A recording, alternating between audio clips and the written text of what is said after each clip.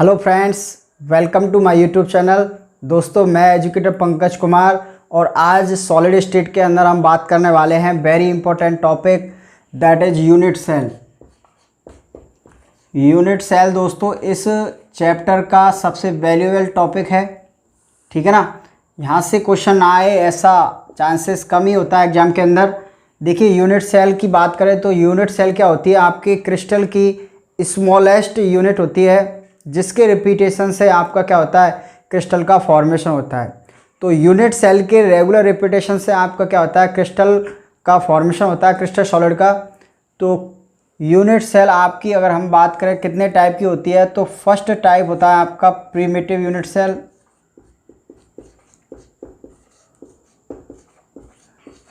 Primitive, और हम इसको क्या बोल सकते हैं, सिंपल क्यूबिक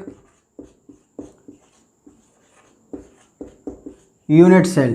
ठीक, ये तो आपकी क्या हो गई फर्स्ट टाइप की।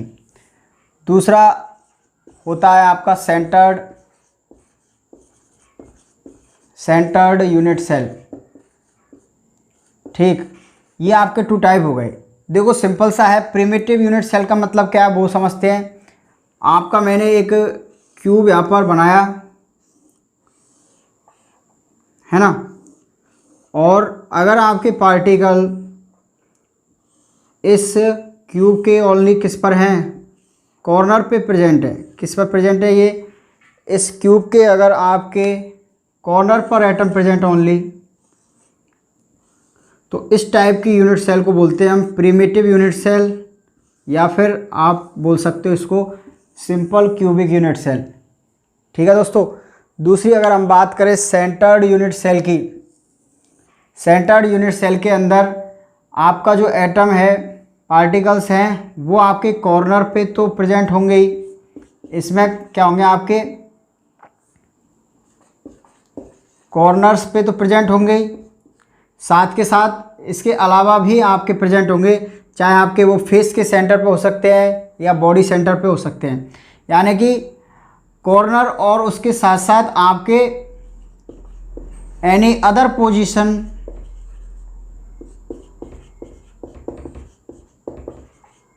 पर भी आपके एटम प्रेजेंट होंगे।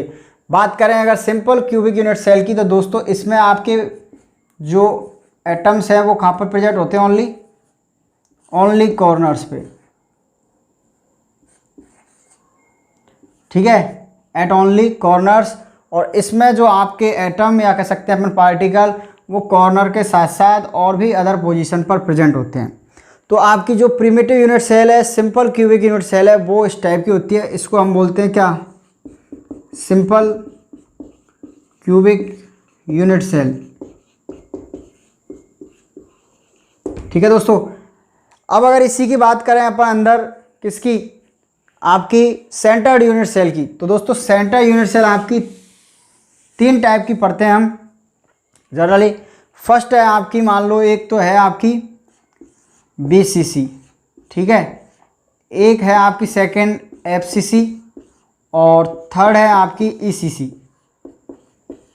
इसका फुल फॉर्म है इसकी body centred cubic unit cell, है ना। इसी की बात कर लेते हैं, चलो। Body centre cubic unit cell, हमको पता है दोस्तों क्यूब के अंदर, पहले अपन इस एक वीडियो के अंदर डिस्कस कर चुके हैं क्यूब से रिलेटेड इंपॉर्टेंट पॉइंट। उसके अंदर मैंने बताया था आपको कि क्यूब के अंदर एक ही सेंटर होता है, बॉडी सेंटर। कितना होता है, एक ही बॉडी सेंटर होता है।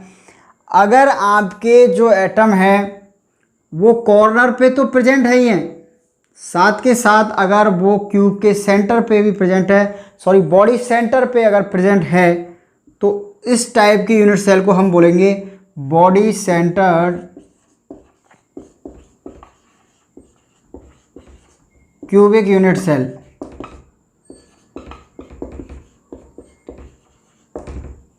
देखिए फिर से दोस्तों, BCC का मतलब क्या है। पहली बात तो सेंटर्ड यूनिट सेल का मतलब ये होता है कि आपके एटम कॉर्नर पे तो प्रेजेंट होंगे, उसके अलावा भी अदर पोजीशन पे प्रेजेंट हो सकते हैं। अब वो कहाँ पर प्रेजेंट है, उनके अकॉर्डिंग इनके अलग अलग नाम हैं आपके।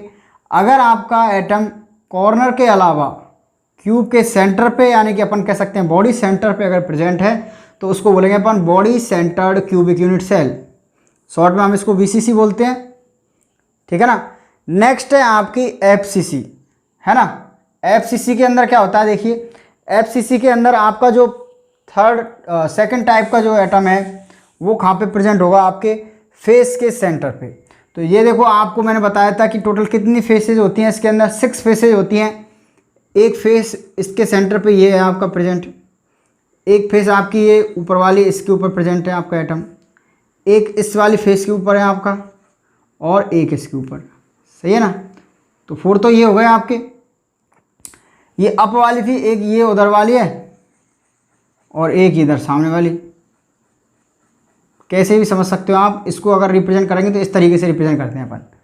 ठीक है दोस्तों, तो ये आपकी क्या हो गई, FCC। इसको FCC क्यों बोल रहे हैं, क्योंकि ये फेस के सेंटर पे इसमें एटम और प्रेजेंट है, तो इसका नाम हो जाएगा face centred cubic unit cell. ठीक है, क्यूबिक यूनिट सेल। आती है बात यहाँ तक समझ में। अच्छा चलिए अब बात करते हैं ECC की। तो ECC का मतलब होता है end centred cubic unit cell. End centred दोस्तों इसका मतलब ये है कि आपका जो सेकंड एटम है वो देखो कॉर्नर पे तो तीनों में प्रेजेंट थे, इसमें भी कॉर्नर पे थे, इसमें भी थे और इसमें भी होंगे। लेकिन इसकी बात करें तो आपके एटम सेकंड टाइप के वो 2 अपोजिट फेसेज के सेंटर पे प्रेजेंट होते हैं। ठीक है, बस 2 आपके जो अपोजिट फेसेज हैं उन पर प्रेजेंट होगा।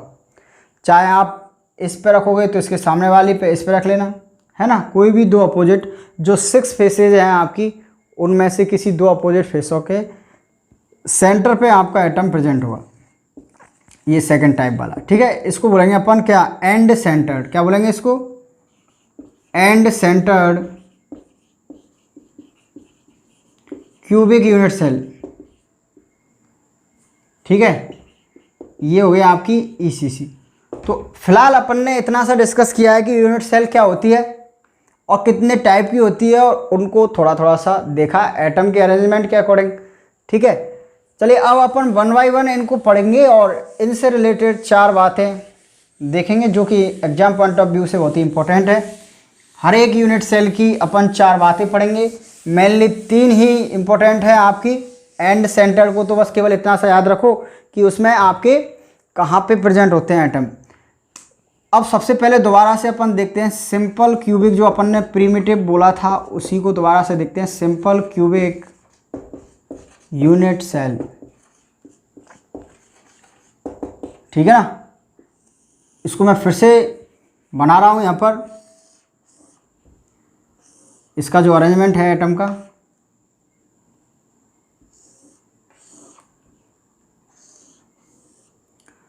दोस्तों मेरे ये जो क्यूब है छोटा बड़ा हो सकता है, लेकिन आपको समझने पे ज़्यादा फोकस करना है ना। उसका कोई दिक्कत नहीं है, कोई एज छोटी बड़ी हो जाए तो सही है।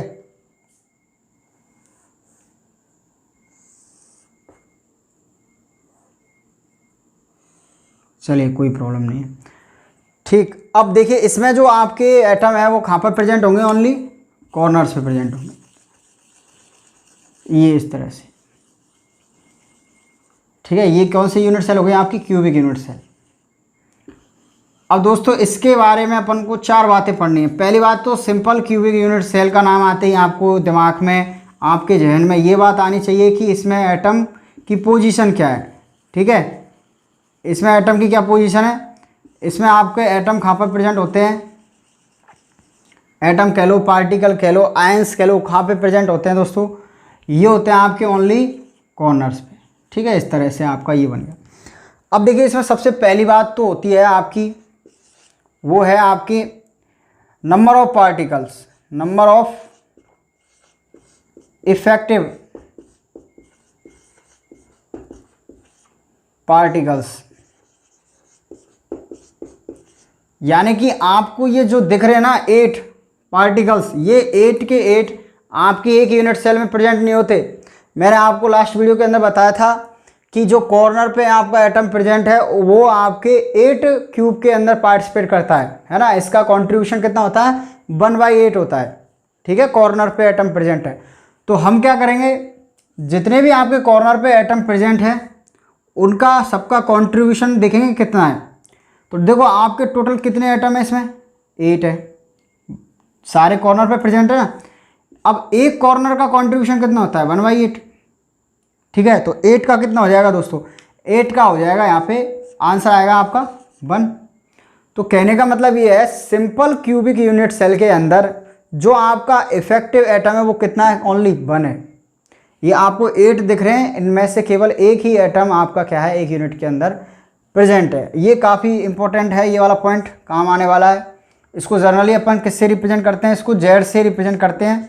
मैं आपको जब पैकिंग एफिशिएंसी और डेंसिटी का फॉर्मूला बताऊंगा तो वहाँ पे मैं जेड यूज करूँगा, और जेड का मतलब आप समझना नंबर ऑफ इफेक्टिव पार्टिकल्स या आइटम बोल सकते हैं। ठीक है, एक बात तो ये हो गई। एक यूनिट सेल के लिए अपन को 4 बातें पढ़नी है।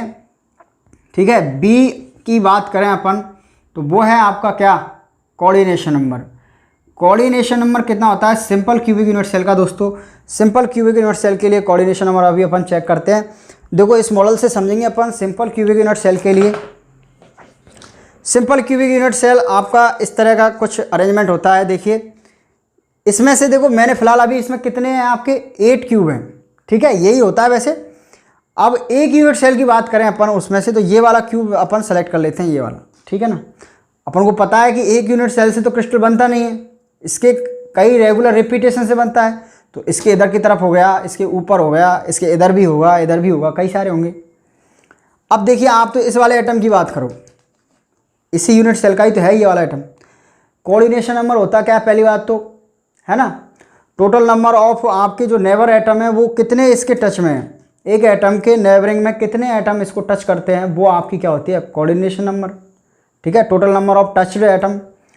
तो ये जो एटम है आपका, इससे देखो पहली बात तो आपको ये जो दिख रहे हैं ना इस तरह से क्यूबिक यूनिट सेल के अंदर, वो इतनी दूर दूर नहीं होते दोस्तों। अभी मैं बताऊंगा जो मैंने ये बनाया आपका वो इस तरह का नहीं होता। ये कॉर्नर वाले जो एटम है आपके ये वाले, ये एक दूसरे को टच करते हैं। ठीक है, ये वाला इसको टच करता है, बिल्कुल एक दूसरे से चिपक के होते हैं ये। अभी मैं बताऊंगा उसके अंदर। तो आपको तो क्या देखना है मुझे बताओ कि अगर हम इन दोनों को मिला देंगे तो एक तो टच ये इससे होगा, देख सकते हो आप इससे, एक देखो आप इससे हो रहा है वाइट वाली से, 2, एक ये ऑरेंज वाली से, 3, और ये इस ऑरेंज वाली से। जब इनको अपन बिल्कुल क्लोज ले आएंगे सबको तो ये सब टच होंगे, 4 तो ये हो गए आपके इस वाले प्लेन में। और देखो आप देख सकते हो एक ऊपर वाला और एक नीचे वाला। ठीक है, ये आप देख सकते हो, वेरी इंपॉर्टेंट है ये। सिंपल क्यूबिक यूनिट सेल की कोऑर्डिनेशन नंबर 6 क्यों होती है वो चेक कर सकते हो। ये जो एटम है आपका, इसको 6 एटम आपके क्या करेंगे, टच करेंगे, 1 2 3 4, और ये अप वाला 5, और एक ये 6। आ रही बात समझ में। देखो इसको फिर से मैं जो कह रहा हूँ उस बात को समझना कि अगर हम इसके एक फेस का अगर कट लेते हैं, यहाँ से क्या लेते हैं, एक इसका एक रियल व्यू अगर अपन देखें इसका, देखिए इसका रियल व्यू क्या होता है। ये जो कॉर्नर वाले एटम है आपके वो कुछ इस तरह से आपके क्या होते हैं, टचड होते हैं एक दूसरे से। ये छोटा बन गया, बड़ा बनाते हैं इसको थोड़ा सा। कॉन्सेप्ट पे फोकस करना दोस्तों, ये गोल नहीं बनाया उस पर ज़्यादा फोकस नहीं करना है अपन को, ये इस तरह से। ठीक है, ऐसे ही आपका ये वाला एटम भी, और ऐसे ही आपका ये वाला एटम भी। ठीक है, चारों की शेप अलग अलग हो गई है, लेकिन आपको समझना है कि चारों कॉर्नर पे जो एटम है वो एक दूसरे को क्या कर रहे हैं, टच कर रहे हैं। ठीक है, तो ये रियल व्यू होता है इसका। ये आपका क्या हो गया, सेंटर हो गया पहली बात तो आपको समझ में आ गया। कोऑर्डिनेशन नंबर कितना होगा इसका, 6 होगा। चलिए अब एक तीसरा रिलेशन और है इसमें इंपॉर्टेंट, वो ये है दोस्तों कि ये क्या है, आपकी एज लेंथ है a इस क्यूब की, और हम a और आपके पार्टिकल की रेडियस के बीच में क्या निकालेंगे, रिलेशन निकालेंगे। तो आपके सारे पार्टिकल सेम है तो उनकी रेडियस भी सेम होगी। तो यहाँ से यहाँ तक कि ये वाली डिस्टेंस r आपकी, और ये भी डिस्टेंस क्या होगी आपकी, r होगी। बोलो बात आती समझ में आता, ठीक है ना। तो हम यहाँ से क्या कह सकते हैं कि ये जो a है आपका वो किसके इक्वल है, 2r के। बोलो सही है कि नहीं। इस 2r को ऐड कर देंगे तो a के इक्वल होगा ये। यहाँ से अपन क्या कर सकते हैं, r की वैल्यू फाइंड कर सकते हैं क्या, a/2। बोलो सही है नहीं। चलिए एक लास्ट चीज़ और बचती है आपकी, क्या, पैकिंग एफिशिएंसी। क्या बचती है वो, पैकिंग एफिशिएंसी। तो इसकी अगर हम बात करें 4th नंबर पे डी, तो दोस्तों अभी तो याद कर लीजिए आप पैकिंग एफिशिएंसी इसकी कितनी होती है, बिल्कुल इसको कैलकुलेट करवाऊंगा मैं। परसेंटेज पैकिंग एफिशिएंसी इसकी कितनी होती है, 52.4%। ठीक है, पैकिंग एफिशिएंसी कितनी होती है इसकी, 52.4%।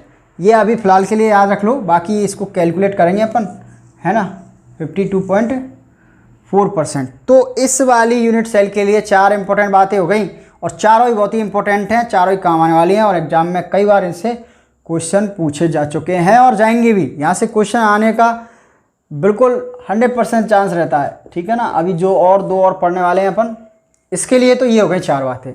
ठीक है, अब नेक्स्ट देखते हैं अपन कौन सी, BCC यूनिट सेल देख लेते हैं, body centred cubic unit cell, है ना। उसके लिए भी यही सेम टू सेम 4 बातें देखेंगे। और मैंने डायग्राम मिटा के गलती कर दी है, क्योंकि मुझे दोबारा बनाना पड़ेगा, कोई बात नहीं, बना लेंगे फिर से। बॉडी सेंटर्ड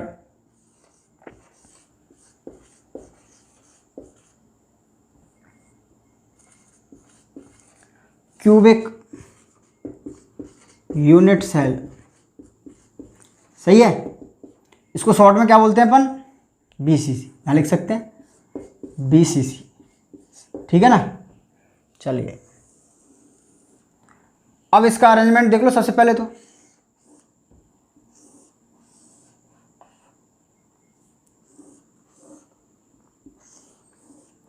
ये क्यूब हो गया, और इससे पहले अपन देख चुके हैं कि BCC के अंदर क्या होता है।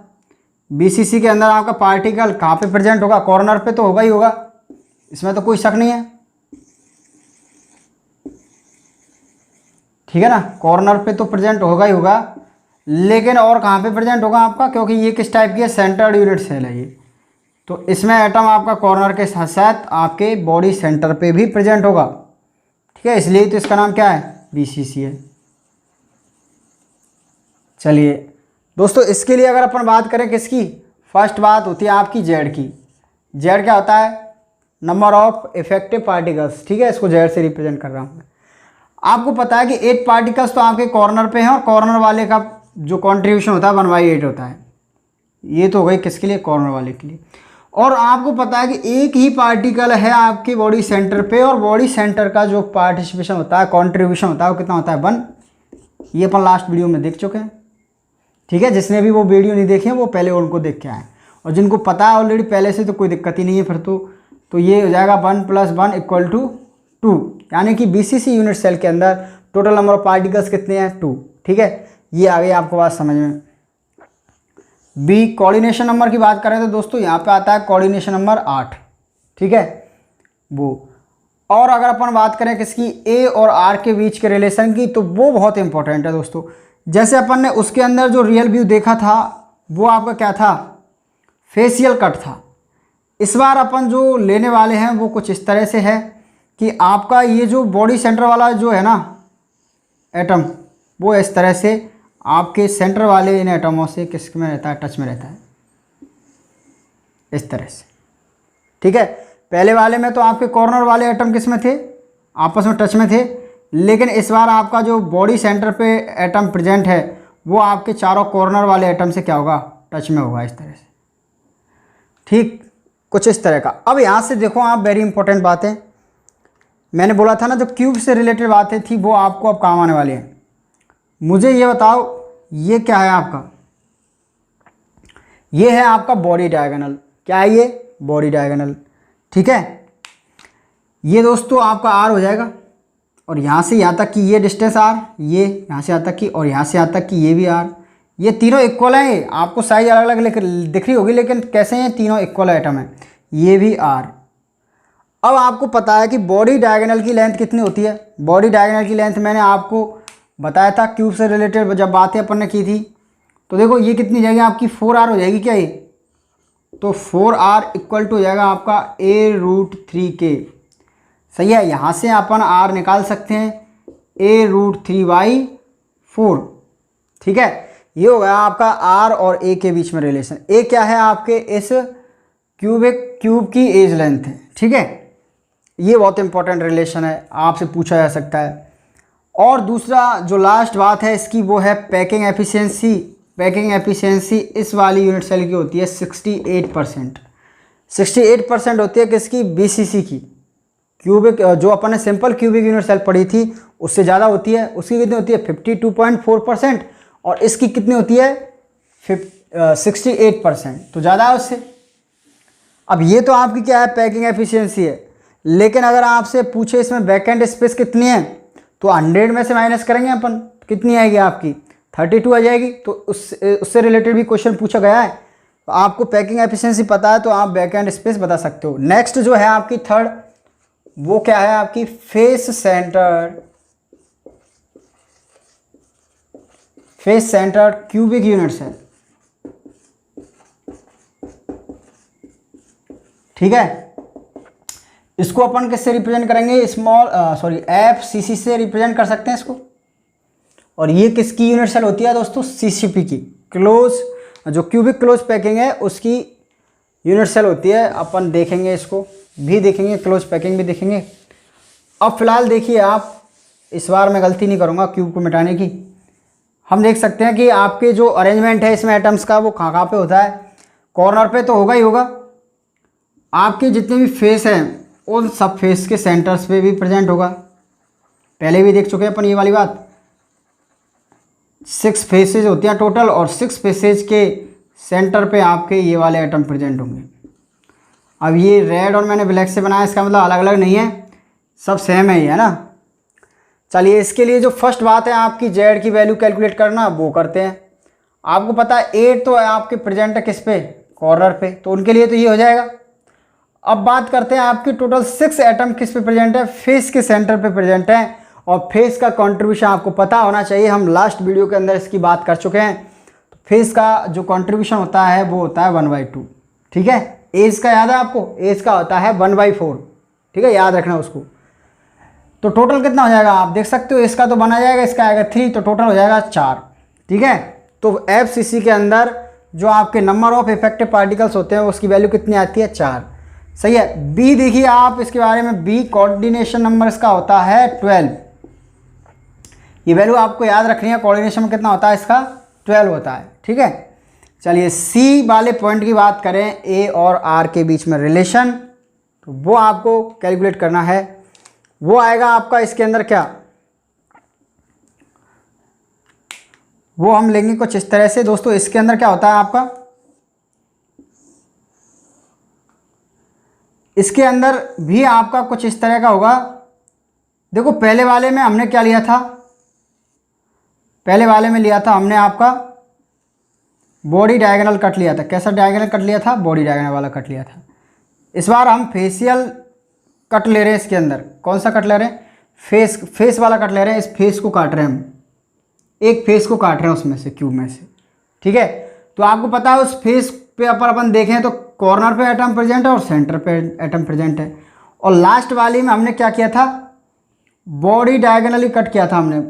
ठीक है, इसमें फेशियल डायगोनल कट कर रहे हैं अपन। तो आपको ये डिफरेंस होगा बस केवल कि ये जो डिस्टेंस है आपकी वो 4r ही है। वैसे तो ये वाला सेंटर है, ये r, ये भी r और ये भी r। यहाँ पे जो 4r की वैल्यू होगी वो आपकी किसके इक्वल होगी? a√2 के इक्वल टू होगी, a√2 के। ठीक है दोस्तों, बस केवल बीसीसी में और एफसीसी में ये अंतर है कि उसमें आपका जो डायगोनल आता है वो बॉडी डायगोनल, और इसमें क्या है आपका? Face diagonal. ठीक है, और आपकी सिंपल क्यूबिक यूनिट सेल के अंदर कोई प्रेजेंट नहीं होता। कॉर्नर वाले आपस में क्या करते हैं? ये इस तरह से टच में होते हैं, और ये आपस में टच होंगे तो आपको पता है कि ये डिस्टेंस a है और ये क्या हुई आपकी r, और ये भी r, a=2r। ठीक, बीसीसी में आपको पता है कि b से स्टार्ट है तो आप बॉडी डायगोनल लोगे, और एफसीसी में f से स्टार्ट है तो फेस डायगोनल लोगे। इसकी होती है a√3 और इसकी होती है लेंथ a√2। तो 4r दोनों में होता है 4r = 2, और इसमें भी 4r = 2, तो कहीं कोई दिक्कत नहीं है। बात है इसकी किसकी? Packing efficiency. पैकिंग एफिशिएंसी इसकी ज़बरदस्त होती है। 74%। देखो पैकिंग एफिशिएंसी को अपन कैलकुलेट करेंगे इसको, ठीक है ना, तो उसका कोई दिक्कत नहीं है। पैकिंग एफिशिएंसी इसकी कितनी होती है 74%, काफ़ी अच्छी खासी पैकिंग एफिशिएंसी इसकी। क्लोज पैकिंग के अंदर सबसे ज़्यादा अपन इसको ही पढ़ते हैं। अगर आपसे पूछ लिया जाए इसके अंदर वैकेंट स्पेस कितनी है, तो अपन क्या करेंगे 100 में से 74 को क्या कर देंगे माइनस करेंगे तो कितनी आएगी 26। तो इस तरह के आपके क्वेश्चन पूछे जाते हैं।